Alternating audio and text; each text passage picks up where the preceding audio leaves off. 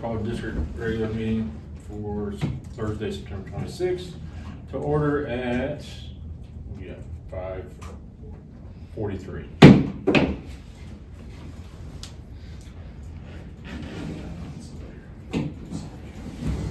All right. Item 2, roll call. John Mark present.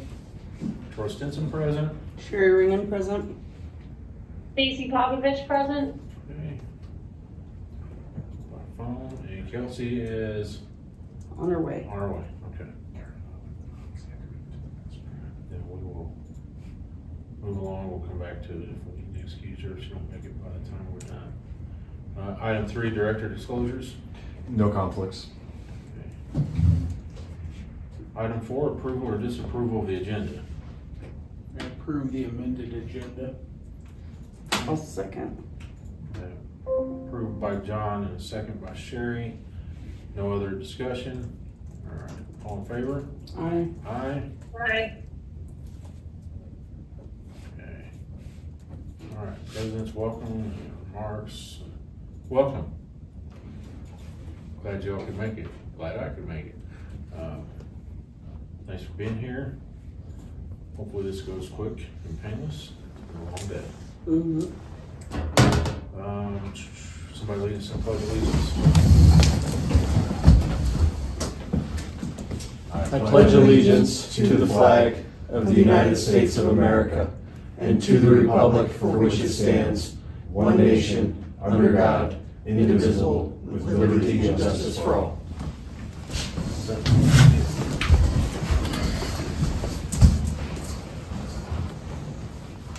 All right, item 6 is public comment regarding current board business not on the agenda. Nothing. Crickets. We got a friend request from on Pace on Facebook. No, you did not. Say hi. Wow. There's my public comment. All right, right on. Nothing else? Item 7, consent agenda. Oh, you know what? We removed all the items from the consent agenda and forgot to delete the line item. I apologize. Okay, well, when you add the sewer service with Saddlehorn Ranch, you can next the consent agenda off there. Bump everything up. Item 8 is considered for approval August 22nd, 2024 meeting minutes. I'll make a motion to approve the minutes as written. Second. Okay, got a motion by Stacy and a tie second for John and Sherry for approval. All in favor? Aye. Aye. Aye.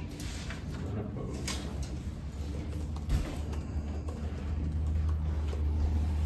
Item 9 is consider for approval the August financials. All right.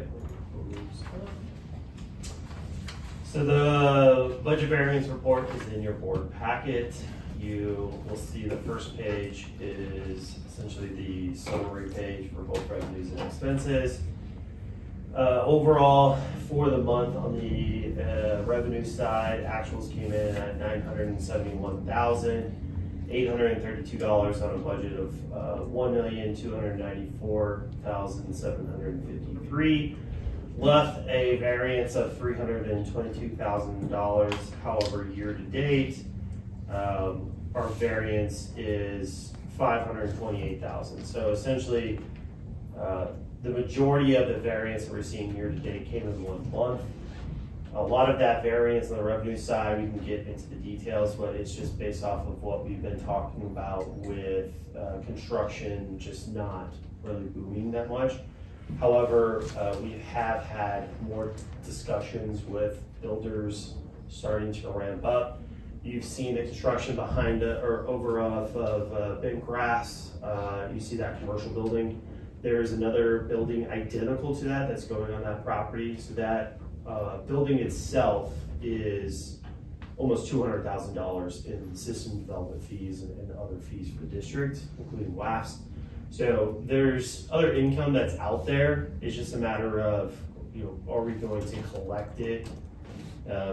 unfortunately, some of these things are, it's not like, you know, we send an invoice and, hey, this is due in 30 days. It's more, we send this invoice, if you want to build, you need to pay this because they need to show that receipt to RBD in order to move forward, as well as with Cody on the inspection side. So timing of being able to get paid back after we send an invoice is always a little tricky. I will say too that we did finally get our large check from Circle K. That's not reflected in this month, it's actually will be reflected in next month.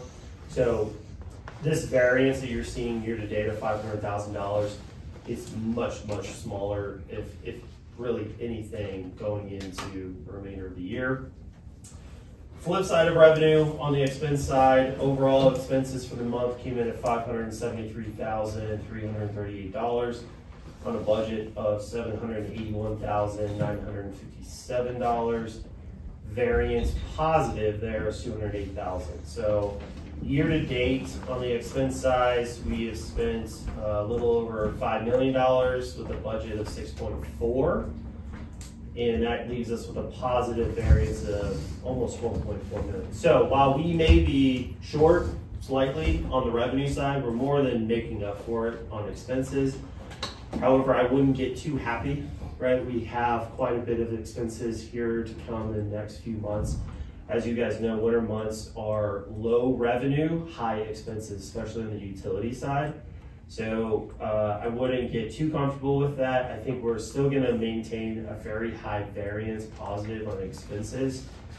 It's just a matter of where are we going to end at the end of the year. No matter what I think happens, we will still maintain our strong budget position towards the overall annual budget.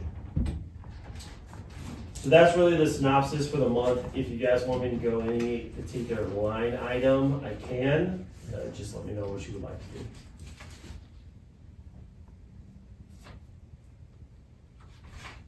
I'm good.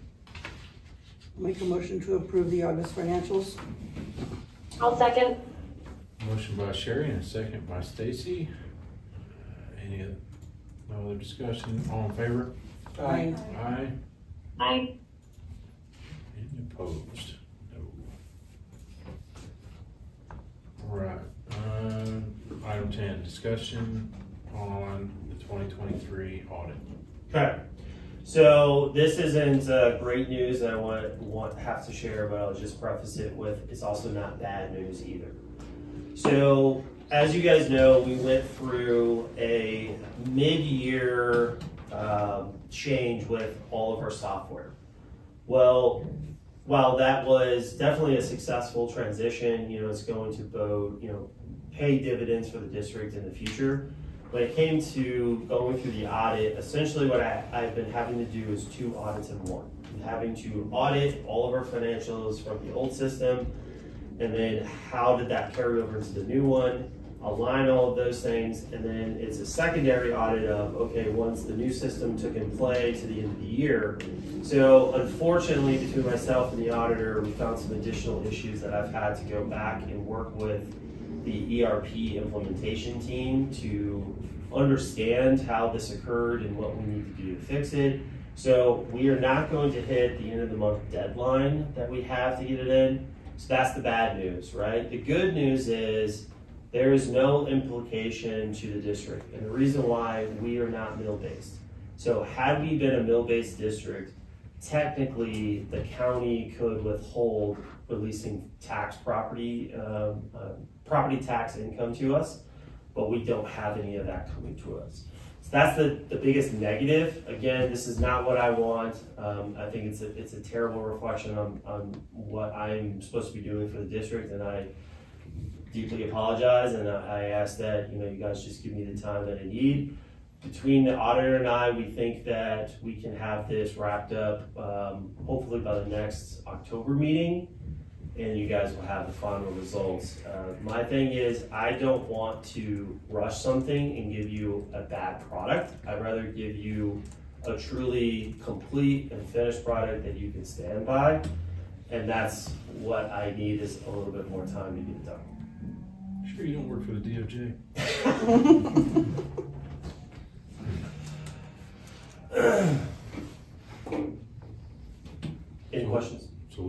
expect it after the next election? In November? Or we're talking about May of next year, your election.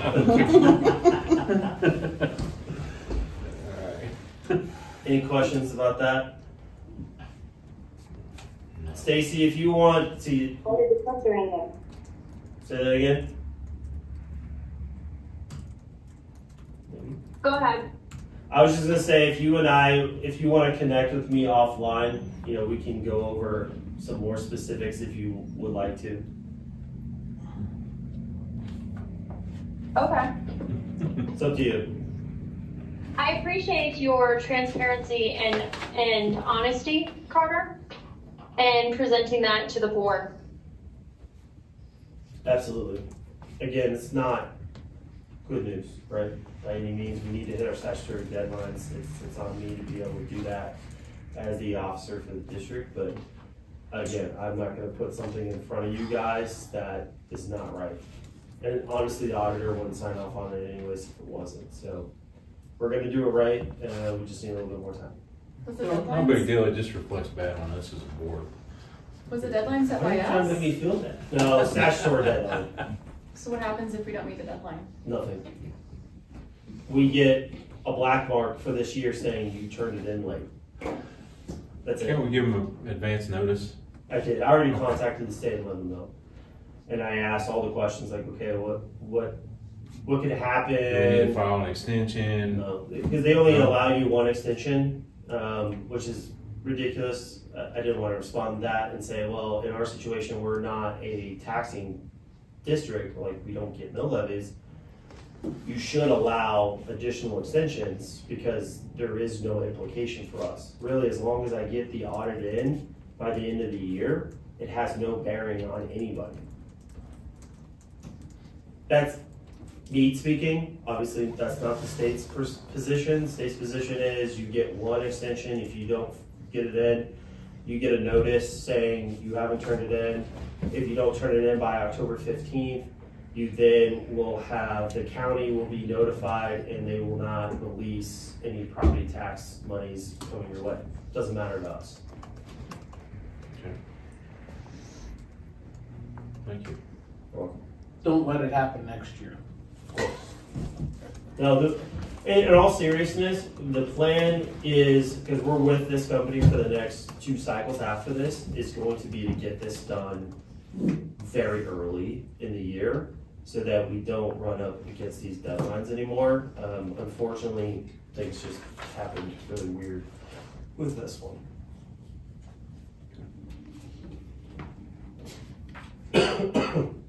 All right, item 11, consider for approval a resolution to adopt an investment policy. Man, it's just all about me now. Jeez. It's all you. All right, so the investment policy, if you want to go there, Mark's pulling it up. What this is essentially a cross between GFOA, so Government Finance Officer Association, as well as state, so state of Colorado statutes, as well as just best practices from county treasurers and other things in the state. So what this does is 2 things. One, it protects the district from anybody in the director of finance position, right, so my position, from doing things that they shouldn't. And what I mean by that is putting money in places that it doesn't belong, right? And it may not even be a bad thing. It's not even, I'm not talking about embezzlement. I'm just saying you may put funds in an account that legally it cannot be there. You may be able to do that, right? But you cannot do that because our money has to go into very specific areas. So it does that. It also gives me guidelines on how to invest our money, and gives me more of that authority to say, okay, the money needs to go here, it needs to go these places, but it allows the board to give me my box that I have to work in, right? Because as of right now, we have no investment policy other than I just have to meet whatever statutes are out there, right? And a lot of that is the banking institution you're at part of PDPA, right? Which means that anything after your FDIC insurance was up to $250,000, if you have $1 million in there, they have to collateralize the other $750,000, and they have to show that to you. That's what PDPA does. Outside of that, there's not a whole lot of information around investments, right? And so what this investment policy does is it gives all of that clear language. What does the board allow me to do? And then in turn, where is that money going to go? How is that money going to be reported to you as a board from a financial reporting perspective? What are the safeguards in place to ensure that money is in the right place? What are the other additional risk mitigation factors? So you're not going to put all of your money into one particular type of investment account. There's going to be limitations, typically in dollars, of what you can do. So that's the general synopsis. This is a much larger document than that, but that is essentially what this document is going to allow the district to do, now and in the future. Can I ask why now? You should always have one. Every special district that has any kind of an investment option should have an investment policy. It is best practice. It's not statutory requirement, but it is best practice in the government space. So that's the reason why, Government Finance Officers of the Association help to create and draft these types of documents, because that is what you should be doing. For whatever reason, people before me in this role never thought it was important. I disagree with them. I think regardless of our size and regardless of the amount of money that we have to invest, you should always have a governing document that says, how do you do what you do? Do you feel like the parameters that it's going to set would be beneficial? Absolutely, 100%. Yeah. How have we been investing our money so far? So, Lottery. Very Yeah. dependable. That's a really good question, and it's something that Stacy and I have talked about over the last couple of years as well, is that our money is very well diversified, right? So it's in various bank accounts, both savings, money market, ICS sweeps accounts, as well as short-term and long-term investments like CDs, mutual funds. However, there is no rhyme or reason to it. I have, since I got here, have been putting more rhyme and reason to it, but it's still not as clean as I would like, because I have not had a runway, so to speak, to land on. This policy gives me that because it tells me, based off best practice and by law, where I should put money and why I should put it there. Does that make sense? Do you feel like it's going to narrow your scope down a little bit? I think it'll narrow the scope, but I think in turn, the bigger thing is it's going to give the board a better sense of security and that where that funding is going, because there are specific financial reporting requirements that I have to meet. So not only the banks that we will work with, but also me myself have to deliver to you. So then you can hold me accountable and say, well, where is our financial report for this quarter? It was due already. Why haven't you turned this in? And then you have a better understanding of where I'm at with it. Is that kind of like, where's our audit? Too soon. Okay. Too soon. Those are really good questions, Kelsey. I appreciate that. Are there any repercussions, or like what are the negatives? Of adopting a policy? Yes. Honestly, I can't really think of one. Is this more work for you or less work for you? It actually is less work for me. It was more work for me to put it together, but it will be less work for me once it's in play. And the other small districts have something similar? Like I said, it's best practice.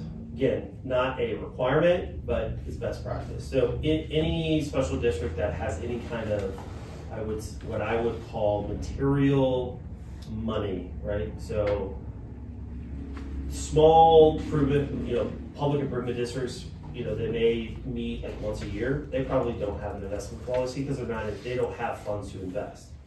But your larger metropolitan districts, some of your larger fire districts, definitely your school districts have investment policies because they have to have an idea of where the money should go and who is governing what. So that's really what this document does, is just outlines it. Let me put it a different way. It is, the board has bylaws, right, that helps govern the board of directors. This is like my bylaws for how I do investments for the district. And then what are the expectations coming out of it? That's all the questions I have. Those are good ones. Thank you. Stacy, do you have any questions? I do not. Do you have any thoughts? Kind of broad question. I also do not. It's been a day. I was just saying, as treasurer, and she Oh. also does this as in the fire district too, like if she had any kind of feedback on it as well. That's what I meant. No disrespect. I actually knew where you were going with that, being that I work for a special district. Okay, good. But my special district does not have money, so So therefore, you have nothing to invest. correct. Right. Plus, we're not allowed, so we're mill levy based, and we're not, there's certain rules for us that are mill levy based that we can't ask people for money and then turn around and invest it. Right. You're subject to Tabor, we're not. Yeah.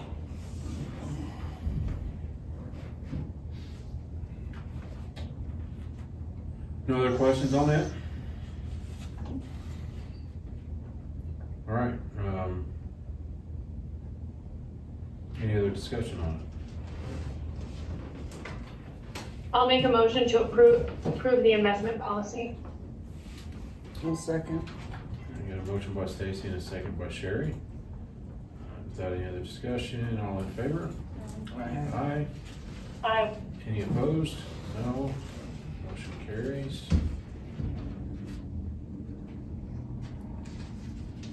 All right, item 12. They're still up. All right, so, this document is not necessarily all that important, but based off, this is the first action of business that will occur now that this policy is in place. What this is our account registration form for the more recent local government investment pool that we are now a participant in. This account registration allows me to set up the account and to move some of our investment funds. I have earmarked $4 million specifically to move into this account. $2 million is coming from First Bank. It's coming from an account that literally is doing nothing for us. The other $2 million is coming from State Bank in one of our investment accounts, both of which are non-operating funds, right? So these are all straight investment, non-reserved funds that we can kind of put into these accounts. So on one hand, you have $2 million doing nothing, so interest on nothing is nothing. The other one, at best, because it's a floating rate at a bank, the best we have been able to get is about 4.75 on that account. Centennial State Liquid Investment Pool is running about 5.25 right now. So 5.25 on 4 million beats 4.7 any day on 2. So that's where those two, the $4 million would come from, and it would go into this account. It would sit in this account. It is a liquid investment pool, meaning if we put $4 million in there today, we can pull our $4 million out tomorrow. It is a 1-for-1 buy, forward buy, essentially. Is it insured? Yes.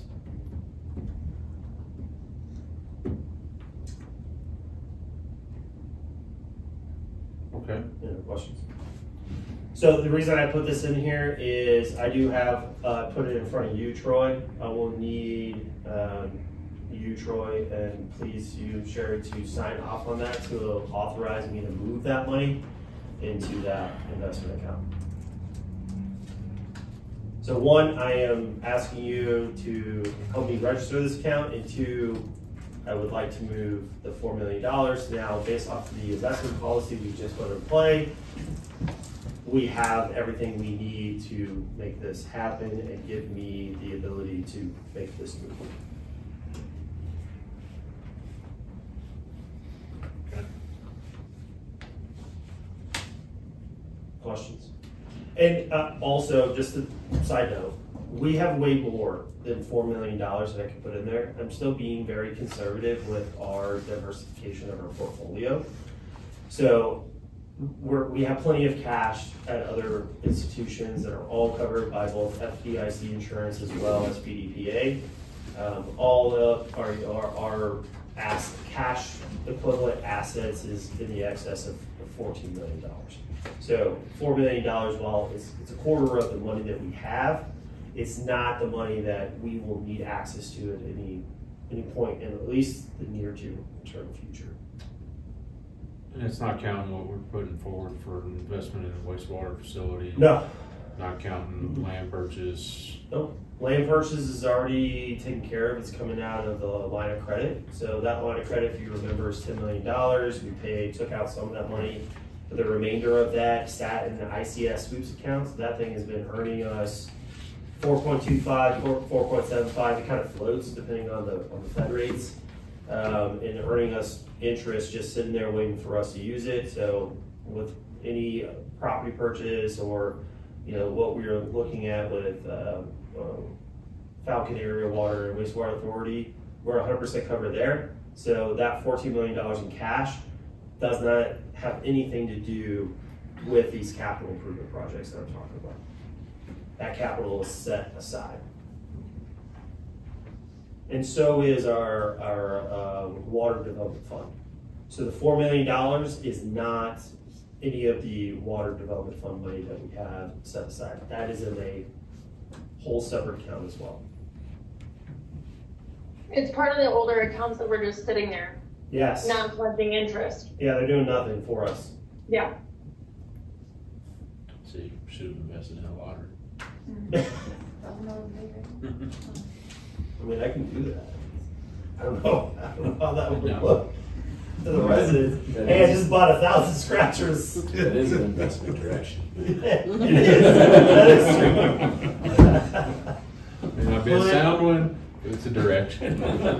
Let it all on Jack. Right.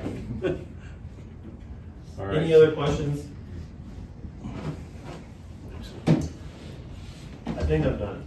No, I don't think you are. No, I am. Because one item more. 13, we're going to consider for Data approval a privacy. resolution adopting personal data privacy Not policy. me. That would be the attorney. Was there a motion approval for the investment direction? It's Technically- outlined in the policy. Is it? Yes. Oh, is it? Okay. Technically, they don't need to now that they have adopted that investment policy. Perfect. The direction is in the policy itself. So we're not allocating any funds anywhere. It's Carter can just- do it. All right. Perfect. So the resolution adopting a personal data privacy policy. This is actually a very simple policy that simply outlines kind of what the district is going to do to maintain personally identifiable information, social security numbers of employees and things like that, and piggybacks on the resolution adopted last year on the data retention policy, which outlined how long the district would hold on to information before destroying it. So this just kind of loops in personally identifiable information under that prior policy. That's really all it does. Real basic. I do have a question for you. Yeah. Do you know if, based off all this legislature, if they're going to update the special district record retention policy manual? So we will actually see, I'm trying to recall, I'm trying to remember if it's the records request or the records retention resolution. It's going to be updated at the next meeting. Okay. I'll spot check that though. Yeah, because that manual is obviously very important for me as the record custodian for the district, but also Wally, JD, and Marcus if they have any documents that they're holding on to as well. So anytime, if you have any updates on that, that would be very beneficial. Perfect.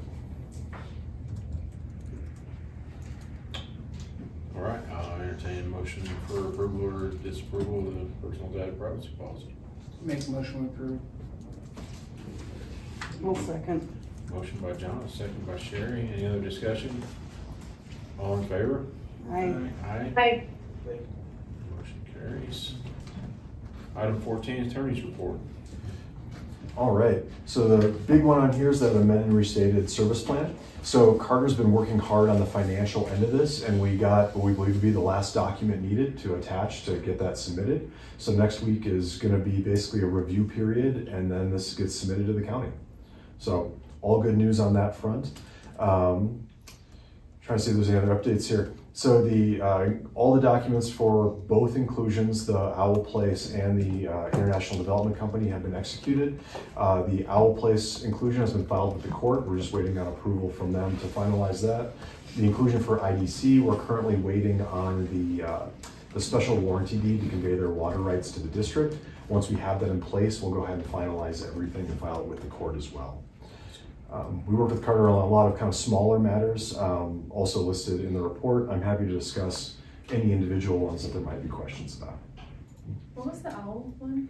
So, yeah, so last year we had 2 inclusions for Owl Place. And basically it was a single lot, and then there was an adjoining lot that they also included. And then they wanted to, I don't quite remember what was going on, but there was something with the county where the county said, hey, you need all of this property included into Whitman before we're gonna start dealing with it. So they came back either last month or 2 months ago and added a 3rd lot to their inclusion. So it's 3 lots side by side by side. I can't remember when all These are- that happened here. Yeah, these were residential properties at the time. What's going in there? Yeah, what is it? Storage facility. Yeah, There's do a you lot. know what the development is eventually? The only bummer of that is nothing being done with that 3rd lot right now. Just it was just a request from the county? Yeah. Okay. What's there now?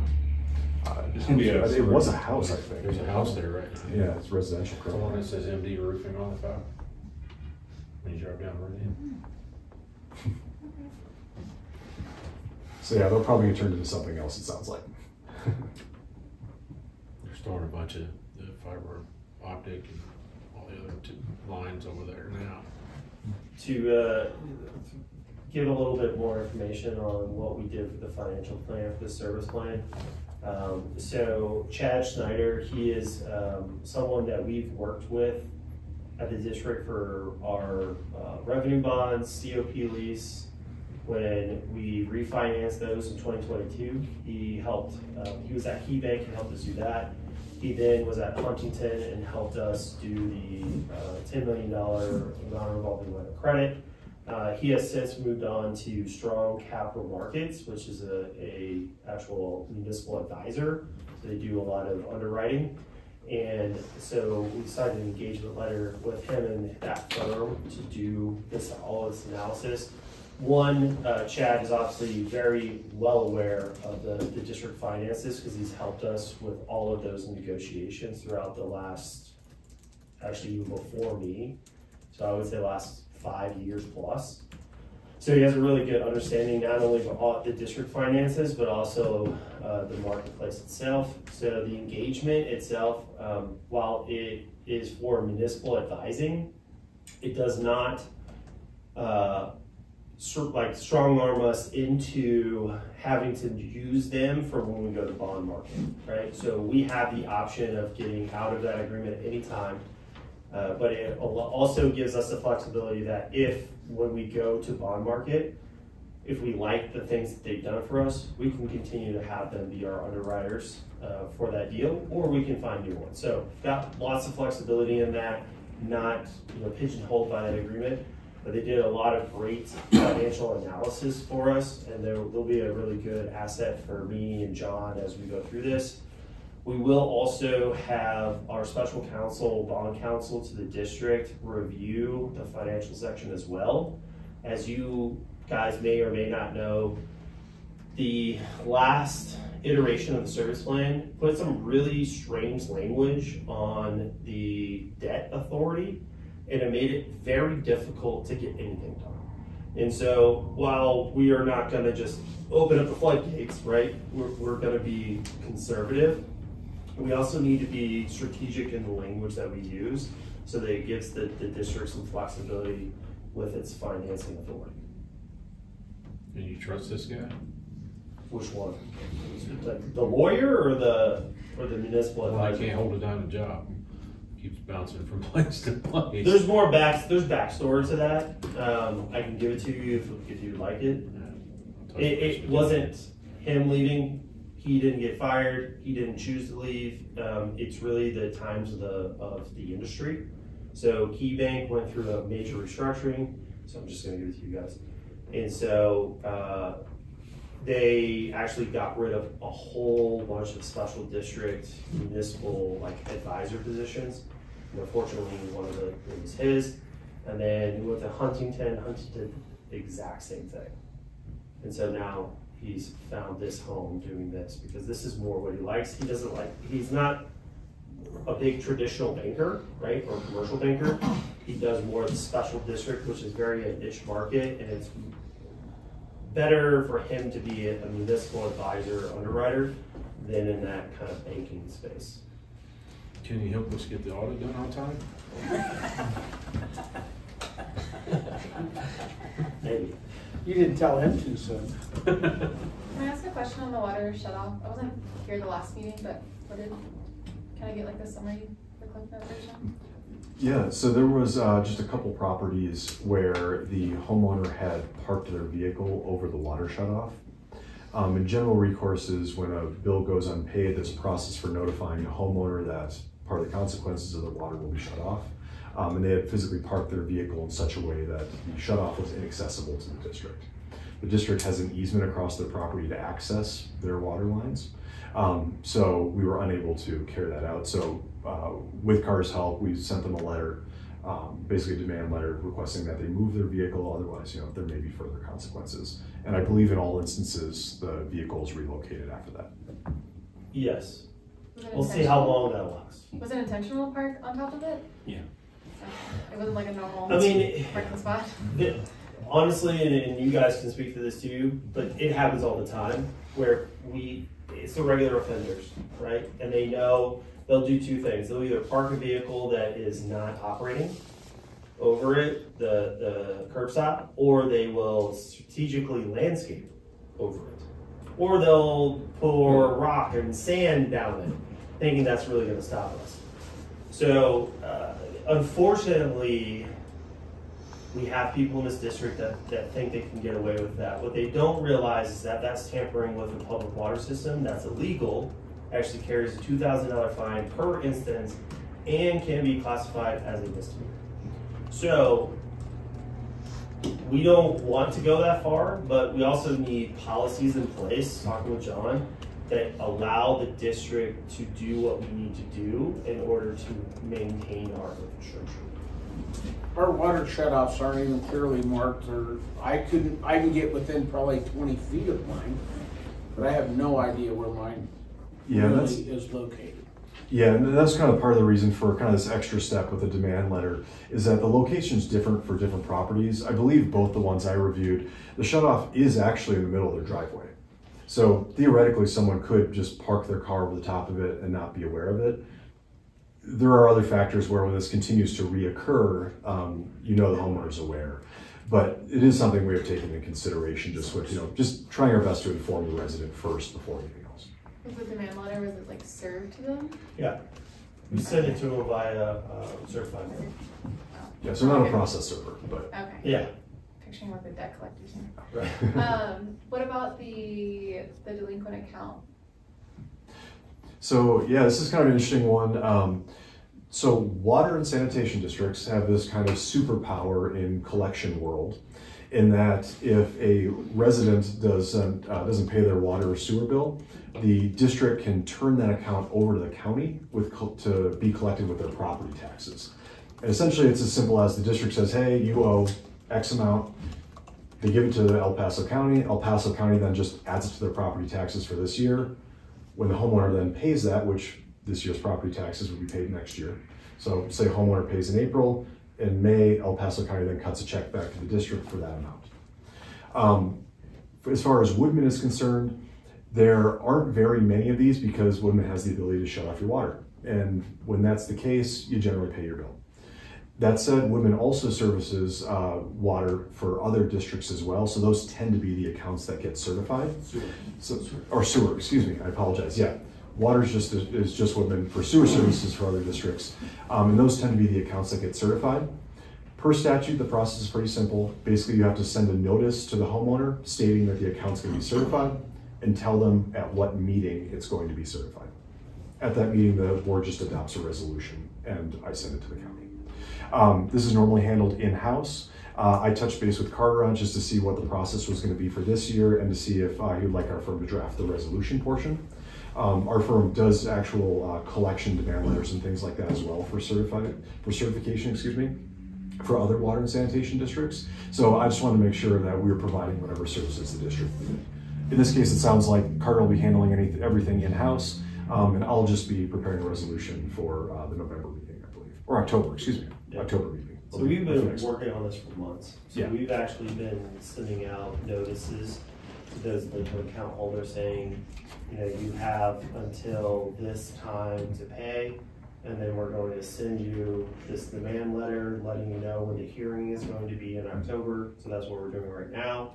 And then if they don't pay by the time that hearing occurs, you guys will ratify that resolution, which will have a list of all those account holders and their amount, and then that will then get filed with the county. How many people are on this list? It varies from year to year. You know, I don't have the list in front of me right now. I can get that for you and email that over to you. Typically what I see is it's roughly, on average, I'd say $20,000 to $25,000. And the reason why I say that is that it's also, there's parameters, right? So you have to have a bill that has to be past due a certain amount of months, and it has to be over a certain amount of dollars. So it can't just be like, oh, you owe $30, right? And it's only 30 days past due. So there are those kind of requirements that limit the scope of what we're looking at when we look at these accounts. Yeah, and that's accounts over 6 months delinquent and in excess of $150. For these people that are on the list, when their hearing happens, what kind of, how do I say this? Like, we're obviously hearing them out to see why. I mean, there has to be a reason why, other than they just don't want to pay it.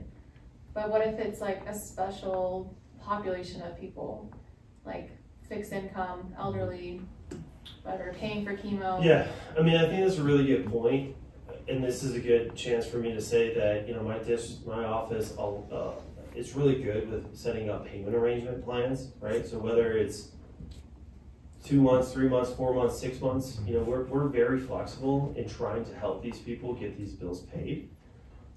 The people that have come to this list and come to you guys, we've exhausted all options of trying to communicate with them, trying to help them.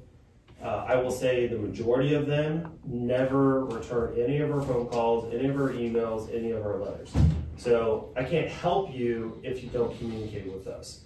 So ultimately at that hearing, if they decide to come, what I would think is the board would say, okay, well, we'll hear you out, but is there a way that the district office can help you? Can we put a payment arrangement in place?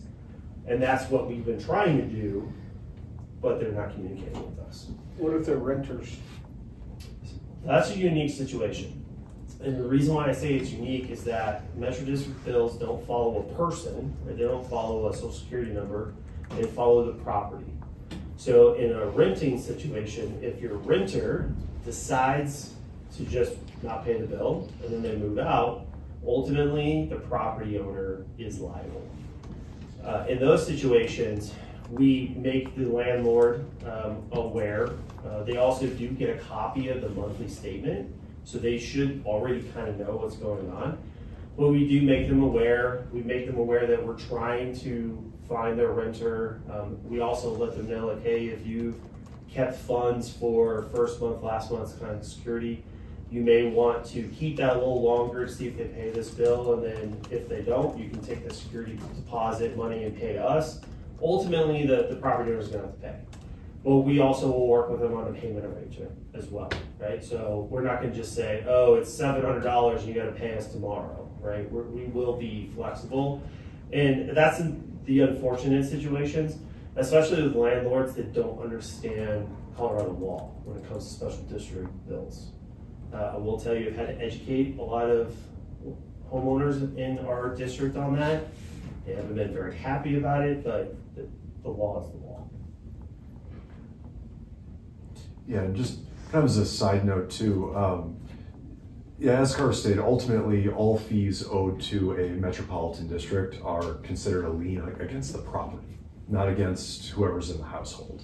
So in these cases, I mean, if this were to play out, well, in case of wastewater, there's no shut off, I don't believe. Yeah. So this would be added to the property owner's property taxes, but at the same time, as the property owner, they more than likely have some type of lease in place with the tenant. So should these bills come due, they can pass that cost back on to the tenants. And that would be our assumption. There's not a whole lot we can do to kind of get it in the middle of owner-tenant kind of contractual agreements. The other thing I would add too is, in terms of the meeting where these are certified, it's not so much you have a hearing to kind of hear people out. It's more along the lines of kind of what you've seen for like an inclusion, where you just open it for public comment and you close it. It's unlikely that there's going to be any kind of one-on-one discussion with a homeowner. These notices do go out months in advance, and I've worked with Carter before, and what we always tend to recommend is the district has a collection policy. That policy lays out what notices must be sent, how many must be sent, what the steps are before water shutoff can occur, and things like that. And our recommendation is always just treat everyone the same. If someone were to call, everyone has the option to call and enter a payment arrangement. But it gets a little more problematic if a district is picking and choosing who they want to treat differently. So that's the kind of that purpose of that collection policy that was ratified either last month or 2 months ago. Water and sewer taps for recreational vehicles. This all came up because of right over here. Yeah, so this is kind of an interesting one, and I'll do this in 3 separate parts. So the first part is that there was new legislation passed that is going to require counties to change their ADU policies by, I think it's May of next year. The way the legislation was drafted, it only applies to census areas, census designated areas with a population greater than 10,000, and another terminology that's escaping me right now that you can find basically as a kind of a federal term for kind of mapping areas. As far as Woodman Hills specifically is concerned, there is not a large enough population here to be in that census designated area, but it is included kind of in the first portion of the test bubble. Ultimately, what does this mean? It means El Paso County at some point will need to change their ADU rules. If they follow the map given strictly by the legislation, Woodman won't be included in this, but ultimately, I would guess the county would probably adopt the rules universally, just for ease. So it may get roped in under these legislative requirements. That's kind of part one, is we don't know what El Paso County is going to do, and we won't until I think May of next year, what it sounds like. Part two is El Paso County's code. Now, I don't specialize in El Paso County code, but I did read through it, trying to just kind of get an idea of what might be applied to an RV. El Paso County code has rules stating that you can only permanently reside in an RV if it's in an RV park, or if essentially there's construction going on at a site. There's very specific code that says you can't just permanently reside in an RV. I'm going to guess based on that an RV is likely not going to be considered an ADU. That said, anyone can obtain a special variance from the county, and that's not something Woodman is going to be able to have any control over. In terms of running a water and wastewater tap to an RV, I think Woodman probably controls the ability to choose where it wants to run a tap. That said, with the understanding that if you run it to a place in the yard where there's an RV, there's a good chance that RV is not meeting county code, and it may go away at some point in the future. If the district is looking to kind of reconsider its rules and regs for how it provides taps, my recommendation would be to essentially tell individuals, hey, If you get your structure approved as an ADU, then we'll review it for water and wastewater services at that point. Let the county do their thing first. If they get that special variance or standard approval, whatever's put in place in May, then the district can decide if there's kind of changes it wants to make to its rules and regs at that point. So to expand on that, so we do have to change our bylaws as these rules change, but we did accept that RV going in because, as John said, they did file under the Land Development Code, Chapter 5-2-28, subsection H, special hardship for the mother-in-law. Now the way the rules are is once that need goes away, aka she passes away, they have 3 months to remove the building. But because it's on a foundation, they did get a permit from the county. So we did accept it. Is it a foundation or a pad? It's a pad, but they're coming up through it just like a regular foundation, like if you put something in your garage.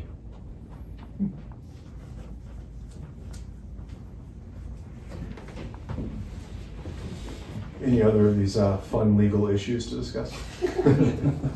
Next. Alright, item 15, Parks and Rec. Yep. So, just kind of go over some of these. We'll get Fall Fest, not this weekend, the weekend after. We are having a band playing with smoke at that. And then Matrix will be out doing community engagement to set up their open house that they'll be doing. They're kind of looking at the week before Thanksgiving tentatively, and that'll be at RCB in the gymnasium.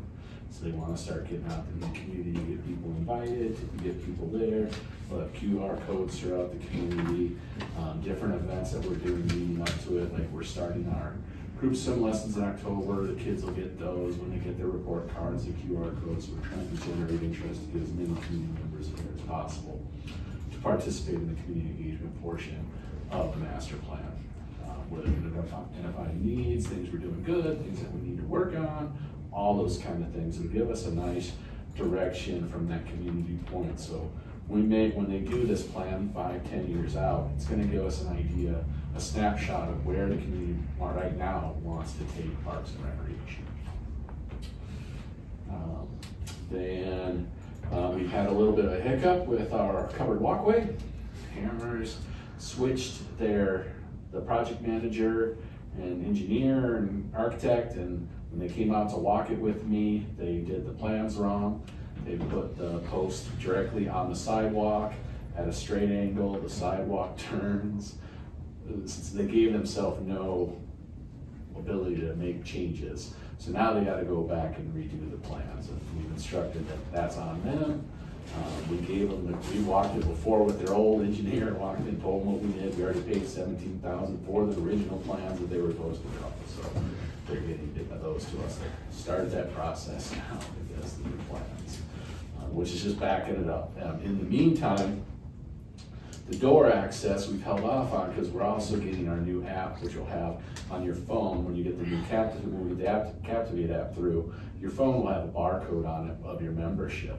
And the new software and the door software we'll have on the gym, you'll be able to hold that barcode up and it'll open the door for you. Kind of like the key fob here we have, but two things, it'll show up on the computer in the front so we can see people coming in and out, and it also track you on ActiveNet. So right now it's not doing any of that here, and then ultimately we'll do that same thing here as well, but we have to get that done. So in the meantime, we have someone staffing at RCB, checking people in as they come in. Because during construction, we'll actually have to have people coming through the back. So they'll check in at front, come through the back to go through, and there'll be someone manning the door in the back in the meantime so that we're making sure with all access is on that. So we got to get them going. We've already got the staff in place to do it. So some current projects, we're finishing the office expansions, so Craig and Bree in the RCE gym in the big locker rooms.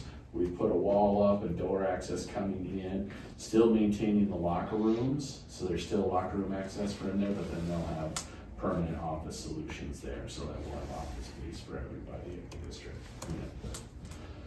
at the Parks and Rec. And then on that, then Balkan, the rock was delivered today for Balkan Park. around the perimeter of the concrete, we had earlier installed irrigation heads, and we're putting the river rock around there to protect the heads. Because then the next step, we're gonna go in with the vent track, rototill that thing at a 4-inch depth with manure, and then go over and seed it, because we have a primary seeder. And then we can finally cross Balkan off, because it'll have, in the spring, it'll have grass and everything will be good. It'll look nice, protect those heads, long-term solution, and we'll be good to go on that. And then Horseshoe Park will also go through there. We're gonna rototill that and get that out. We're gonna move the field increase from 80 to 120 yards so that we can have regulation size football and soccer fields on that. Irrigation's already been repaired out there, so we just gotta move some earth, and again, we'll use the vent track and do all that in-house on that. So we got a busy late fall, early winter on that. Matrix is doing us a really good solid. They're meeting with the county, talking about detention ponds. In their experience, what they've done with detention ponds is not what the communication they've given us, where we're have to clean these things out, have them completely free of any cattails and all that stuff. There's different, what they've experienced is that that's actually a natural part of these detention ponds, as long as they're meeting the flows. Like if you have a heavy rainfall, they're going over the spillway, everything's acting the way it should be, which we saw that last summer when we had those heavy rains. Those things were holding up and acting the way they were supposed to. So low flows, high flows, they're all good. So if they do that, that'll actually help us out a lot if we get clarification from the county on that. We won't have to get those things completely bare. We got Parkside bare, and I'm not kidding, in a month, those cattails were 3 feet tall again. And we can't spray anything in there to kill cattails because it's standing water. So you just, the only thing you can do is just cut and cut and cut and cut. It's become pretty tedious. So. Got that new mower. What's that? Got that new mower. Oh, we put so many hours on it. We already are replacing the one of the belts on it, on the actual tough cut, because we're just using the crap out of it. So, staff and training, majority of the staff is going to go to Colorado Parks and Rec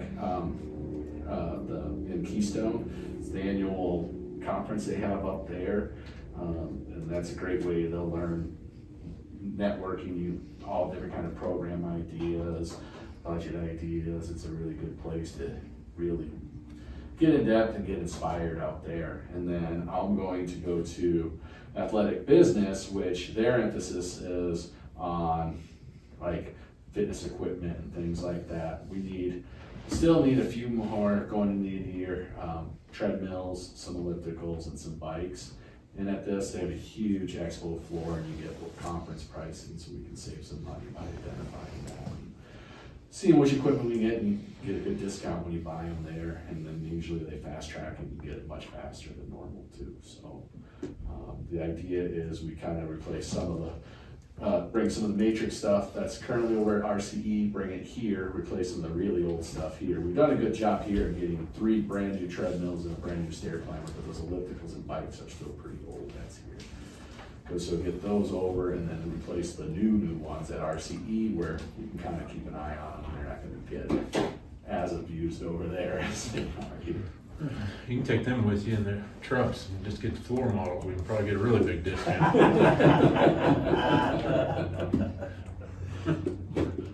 got a couple trailers. You said you wanted to go see New Orleans water, so. Field trip. So that's what we got going on over there. Just a nutshell. Any questions? A random question. I maybe have an answer. Really good random questions. As far as like reporting broken equipment or equipment that needs to be looked at, how are people doing that right now? 2 ways. One, we have a guy, Fabian, that does indoor checks.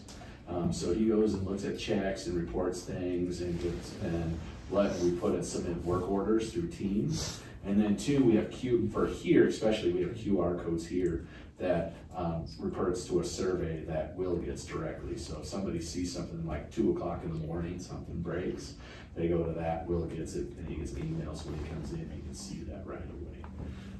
That's something we utilize here. Not a lot of people utilize it, quite honestly, when things go really long. There was broken sink here, a little over a month ago. They just called me and I got the call at about 1 o'clock in the morning, there's a broken sink here. So it's not the best way to do it, but it's good because then we can get someone out to get it shut off. But that's how we, and then a lot of times, especially with the fitness equipment, it's just how long it takes to get the parts. For example, downstairs there's a bench press, matrix bench press that has the low weight setting. You know, the pins, that works just fine. That low weight setting that goes between 2 and 5 pounds on top, that's broken. And that's just waiting for how long it takes to get the part in so that we can replace it. Is there something you saw out? Maybe. What'd you see out? You can report it now, I'll write it down. No, it's okay. I think it was probably, I'll email you. Okay. The mirrors are nice though. You like the mirrors? I Oh, like the good. mirrors. And I did a long run and the lights didn't go off, so that's nice. Yeah, we have. It wasn't running in the dark. It was a whole vibe, but There we when go. people come in and the lights, yeah. From my understanding, they went to switches. There's no more, I think. Oh, nice. That's what I thought. That's So there's the switches there now. Appreciate that. You're welcome. I just want to make a comment. I appreciate how much you are getting all of your people involved with all this training you're doing, helping them improve themselves, helping them progress. I think it's cool that we're finally doing that. We've been talking about this for 5 years. You know? Yeah, it's great. If you go away, somebody has to be able to replace you, and you are making that possible. Yeah, and we're just trying to set that culture and trying to include everybody, because even like Will, oftentimes you won't send your parks guy to it, but CPRA is pretty inclusive on that, so we're trying to get them involved and trying to get that where it's an expectation that training and education and certifications are that's what they expect, and we're starting to get there. And it's not like, oh, I have to do that now. They actually look a lot. Look forward to it, and I think that's what shows on a lot of these things. A lot of things you're seeing on improved revenues and programming and solid stuff like that. It's because they're engaging and they're doing it. That's totally on them. And Stephanie, Craig, Mike, and Will, they're all doing an awesome job. Thank you. Next. Item 16, water report. So we, for the Theoret station up there, we got an approval letter from the state. And like I mentioned, the last board meeting, that would come in the form of a letter. So they emailed that to us, so we're moving forward. We did, my staff has already had poured in the water line in the floor for a return line, because we have to have a point of entry, and in addition to this piping, it has to be installed in the yard. And so today, the company came in here to go ahead and start the construction process of putting that line in. And hopefully sometime in the middle of next week that they will have that all wrapped up, and then I can form a respect that they need to complete the design criteria, which is a form that he has to fill out and saying that everything was built to spec and according to the design of their plans and prints. And then we can be able to use the plan afterwards. So that's where that part is going to have that little delay of time before we can use that. Other than that, just normal things that goes on in our district. Lightning takes out a bunch of equipment, and it comes at the most inopportune times, and so that's happened a couple times since this report. Just wanted to let you know about when we collect samples, and I mentioned these for you, is to give you a heads up just to know that these results are going to end up in our CCR report for next year. So everything's in the behind of the rears when we collect these samples, but I'm happy to report that these haven't changed significantly. And so we can be confident that the water that's being provided and served is still safe and consumable for the district and the customers that we serve. there's not really major developments going on other than just the commercial and residential, the bentgrass developments. And Falcon Highlands currently didn't have a project until just last week. Just the operator there just didn't inform me that they were breaking ground on a building over there off of Mount Maltese. And so that's about the only thing that's going on over there. And currently, we don't have any groundwater calls, so that's good for right now. Any other questions? Yes. Our friends down here that we talked about and shut their water off, what did they do to correct all that? I believe they're still off. That water was, sprinklers were going in the middle of the day the other day. Okay. So if we're turning it off, they're turning it back on. We'll have to follow up on that. Water running like always, all the way down to Sonic, then all the way across McLaughlin, down to that drain on the east side of McLaughlin. And this was noon. Who is it? This is Courtyards North. Eastonville and Meridian, when you turn onto Eastonville, going east, I guess that's all you can do. They're on the south side. And so they were informed by me, and I don't know if Carter has reached out. So if they've been informed and they're turning on waters and not correcting their problem, then they're just gonna have to put locks on there. Oh, it's pretty easy to check. I mean, we know when we turn it off. We can go and look and see if those have been turned on. And I'm telling you they were on. And I kind of drove around because, you know, I'm a little nosy when I see water being wasted, and didn't see anybody working on anything. So. They did not make us aware. If they were out there, like JD said, JD's made them aware. Kaylin has made them aware that they need to dispatch their irrigation team to get those corrected.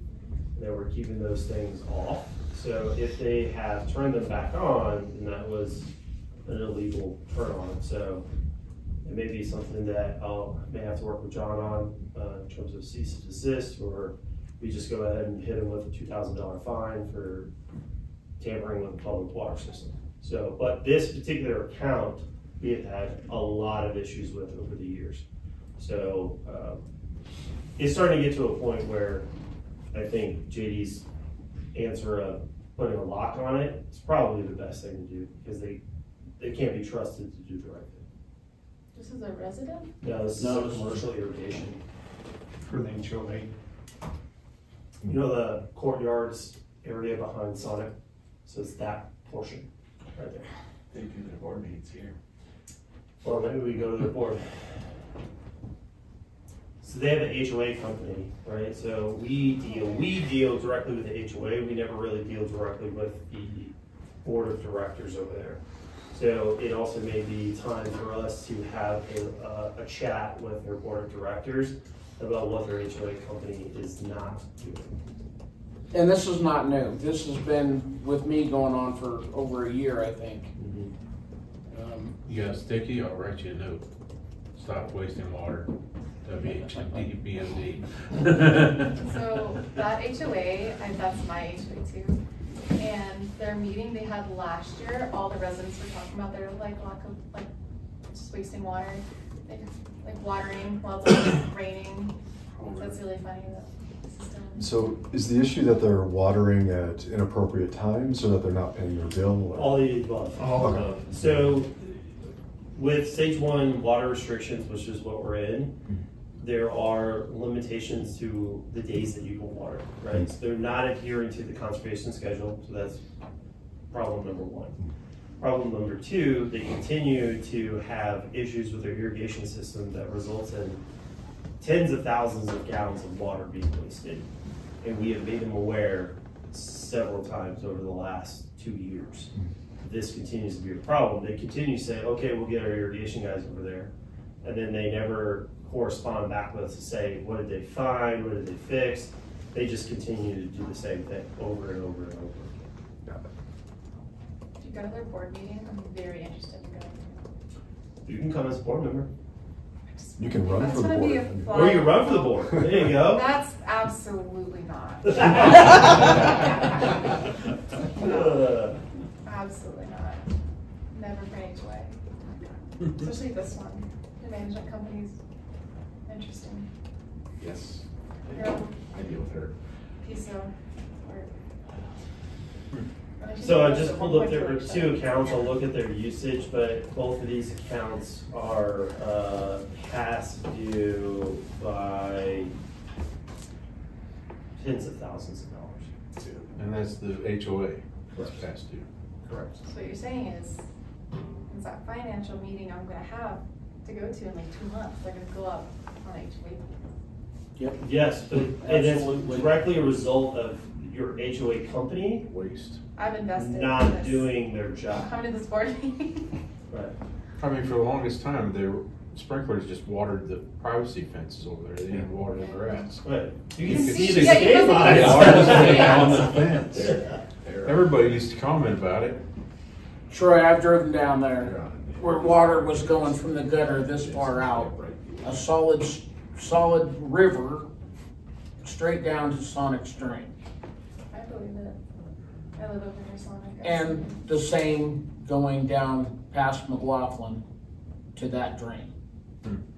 So, and we've had discussions about them time and time again. Sure, And the this car time, wash the owner wishes that decision, came down his way. what's that? I'm sure the car wash owner wishes all that water came down his way. When is our next board meeting? I can look it up. I'll see. When you email me, I'll let you. I'll let you know. She's I got have a to go on the list. calendar and look because it's on our CC. She's got a list. I don't like reporting something. You what? It won't get fixed if you don't Yeah. report it broken. I'd rather you do it because you're nice about it. That's true. One meeting, I was like, I think the lights out the parking lot. Some I people aren't. think that's because I so don't know. nice. It's not off. You're like, no, it's Start working. your email with, I'm only gonna say this once. Oh. So this, You just need to say sorry 10 times. Yeah, I'm really sorry for this email. Falcon light on the flag. Where? Falcons light on the flag again. Is it out? What? Balkan Park? Mhm. Okay. And I think that's VFW or somebody that maintains that, right? No, it's us. We do all the lighting there. There's been some weird stuff going on there. Well, that flag light's always out. We've Yeah, had that I discussion think many it might be the times and we balance, need so to we'll get take it a look at actually that. fixed. There's a flag on them, assuming. Can't do that. It's not American. so just pulled up usage on just one of their accounts. They didn't use any between the 3rd of September and the 22nd. But then starting the 23rd, they turned it back on and on. They've used it every day since the 23rd. Specifically on the 24th, just in one use, they used 29,000 pounds. Do you think their board knows? No, I really don't. I mean, they have to know that the bills are there, right? Yeah, Because they know. someone's got to pay the Ratify bills. bills. But I don't think, my opinion is that the HOA company that's running it is not giving all the information to the board. I think they're just giving them bills and saying, oh, our water bill keeps going up, without giving them any context. There's normal houses in between. And they cuss us in their meeting Right. saying, board members just keep raising our rates. Right. Yeah, it's a big guy water district's fault. Put water in your fence. So now I'm assuming that action will be taken now that you proved that what I said was correct. Good call. Good Yeah. catch. But they had it off, so you can see that time frame it's been off. Yeah, it was off almost the entire month. For this one. It did start getting. Kelsey said she'd speak on our I behalf. just. I will do no such thing. Maybe I will. Who knows? Any other questions? No. No more hit fire hydrants or anything fun? Oh, you just had to go and do that. Why? Did you say that? Jesus. Why would you say that? No, none of that. All right, thanks, Judy. Can I make one clarification on one part of our discussion for the attorney report? We talked about the certification to the county for water and wastewater fees.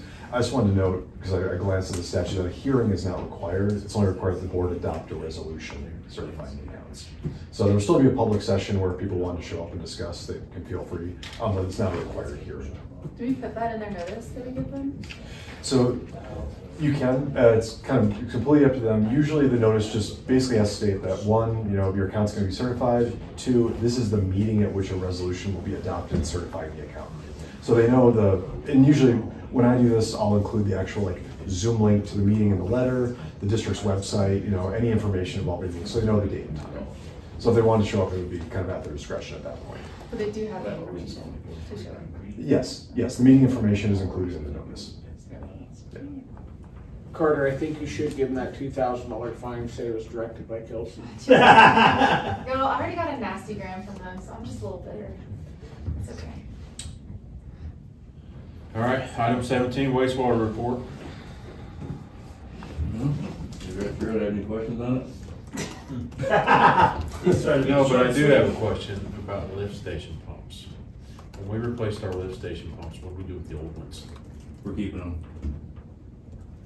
At least 2 of them. Okay, my other question is can you reach out to Ellicott School District and see what kind of pumps they have in their lift station? They're having a problem getting parts for them, and they had to close the school down for part of this week, all their schools out there, because they couldn't get the lift station up and running. For Cherokee? No, it's Ellicott has their own lift station that I think runs to Cherokee. But it's the lift station itself, which Ellicott, my understanding, you have to look, there's a big to-do on the news about it, and they were super frustrated about not letting, kids couldn't go to school, I think it was for 3 days this week. They don't have any backed up sewage, but the pumps, they have no pumps operating in there. The lift station is completely down. So I don't know if they got it back up yet, but I just knew that we just went through retrofitting new pumps at our lift stations. And because they're having trouble getting parts, I assume they're old pumps like what we had. If it's something that we could, as a district, help them out with to get the kids back in school at the start of the week, that'd be awesome. If not, it's fine. If they don't work, that's fine. If we need it, that's fine. But it was just a 200 horse motor. It was just a thought I had when the article came up this week, and I was like, you know what, we may have a couple, and I didn't know if we were going to use them or not. So Yeah. might be a temporary help out until they get their parts in, and then they can just give us the parts they ordered or whatever they need to do. So. But just something to check on. If we can do it, fine. If not, it was just something I seen that I thought would be good. There's information. I'll send you a link. So do you have a question? Your last paragraph, can you talk to me about that? So, Mountain View buys all their electricity from Tri-State Power, and they're getting hit between somewhere between 6 and 10 almost every evening. So they're trying to find the larger users of energy, which is a lot of the water and wastewater districts in the area. Trying to see if there's a way that they can offset some startup times on some equipment, trying to keep them. Like if I had a 200 horse motor, trying not to start it during that time. No, some things you can't start or stop, but some of the things they had was using our emergency generators to power the plant during off-peak times, which I'm not a fan of doing that. An emergency generator for a reason. But they threw out some ideas on stuff, but I got to look in our building, and you've been in the wastewater plant, that thing is just one big honking solar panel waiting to happen. I mean, it faces the south, it's huge. So there's some way we could offset some energy costs, some kind of a cost sharing program. Things are worth looking into. So they would install solar panels then? Or we would install them? We talked about that, 6 years ago, 5 years ago, about putting solar panels up on Well, some I of our talked bigger about buildings. it as well. But we couldn't get a definitive answer from MVEA on what kind of cost savings we would get out of it. They don't do anything with solar. This is the issue, is that their grid is not powerful enough to take all of that energy. So unless they have figured out a way to take all of that, because I mean, Wally's plant is massive. I mean, the amount of energy that you could get from solar from there would be fantastic for us, but all the excess energy would go nowhere because there's nowhere to put it into their grid. And you still have to pay a price, Kind of like the whatever it wind is. farm stuff and the wind turbines. Right. So you still have to pay additional You're money, recording this, right? Let's get even this. if we are 100% solar powered, right? So there's some cost savings potentially to us, but you know, I think this would have to be a joint project Yeah. to figure out how to do it. It's just kind of in its infancy. So they got a new energy audit guy coming on sometime next month. He's gonna go around and start looking at some of the facilities, seeing what we have, what can be saved. Because we approached them, I want to say it's 5 years ago. We talked about solar, we talked about doing all LED lighting out here. We talked all kinds of stuff, and I don't know whatever came out of all that, other than they didn't have the capacity to. They've got their hands full. Yeah, it wasn't any of us. Enough said. But they also have their hands full with this fiber optic install. I mean, it's years behind schedule. It's requiring a lot more labor and capital than they initially anticipated. So, I mean, I think some of this additional power storage that they've been talking about, there's a substation supposed to go in Black Forest that's supposed to be able to handle more of this residual power coming from solar. I don't know where they're at with that, but I mean, they have a lot going on.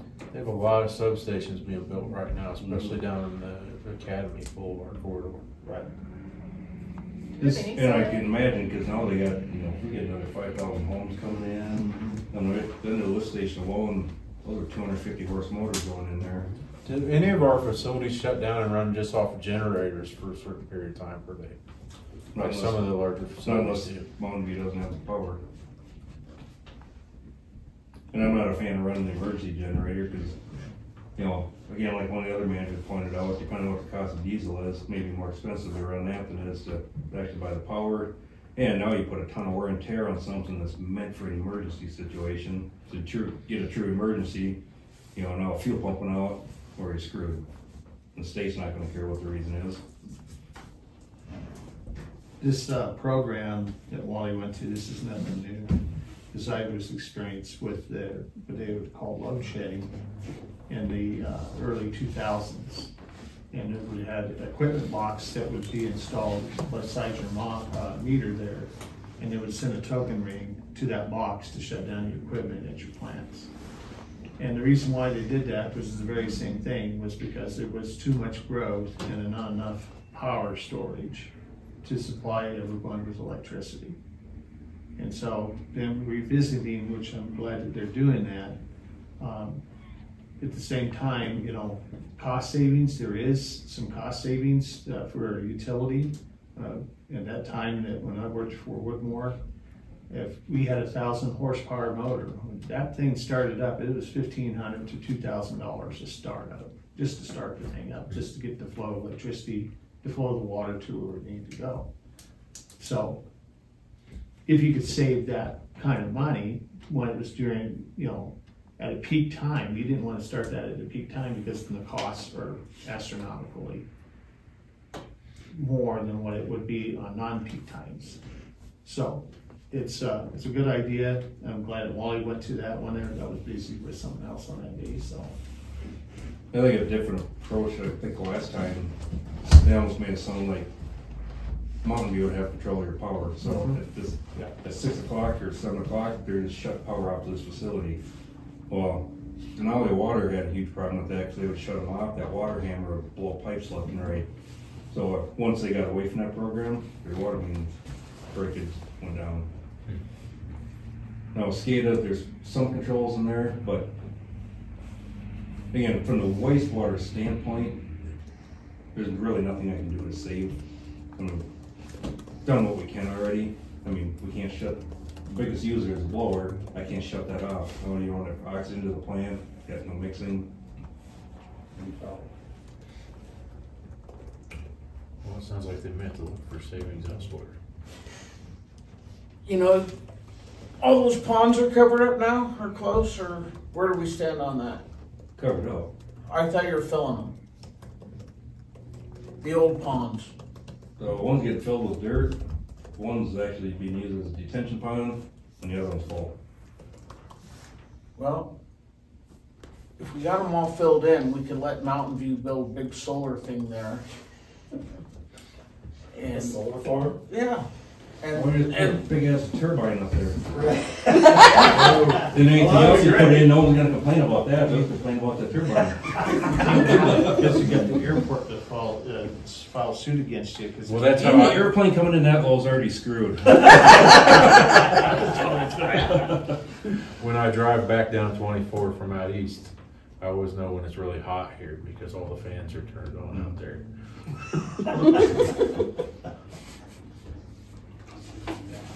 next, Dad joke. I know I'm not. That's pretty good though. Don't All right. quit your day job. Don't quit your day job. It's time. We'll take a 5-minute recess, but I'll go ahead and motion after that recess, we enter executive session to receive legal advice on specific legal questions under CRS 246402-4B, namely arbitration with Cherokee Metro District, and for determining positions relative to matters that may be subject to negotiation under CRS 246402-4E, and that's namely the intergovernmental agreements with Falcon Area Water and Wastewater Authority, the IGA with Falcon Highlands Metro District, sewer service with Saddleman Ranch, and water inclusion and potential property purchase. Motion to approve? I made a motion. I'll make a motion to go into executive session. Second. By John.